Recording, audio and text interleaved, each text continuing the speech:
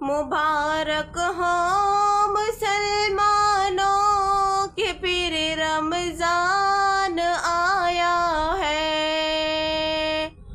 तुम्हारे वास्ते इस माह में कुरान आया है।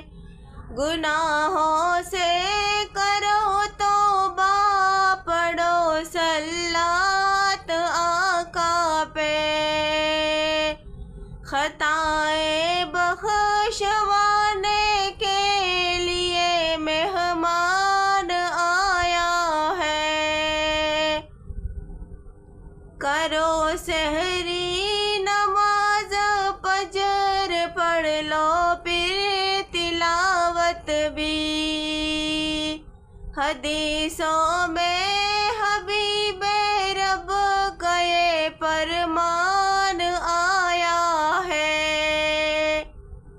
मुसलमानों न छूटे एक रोज़ा इस महीने का, के रहमत मग़फ़िरत का लेके ये सामान आया है।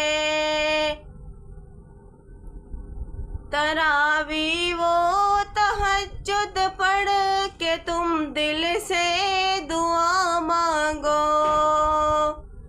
किताबों में यही ए साहिबे ईमान आया है। मुबारक हो मुसलमानों के फिर रमज़ान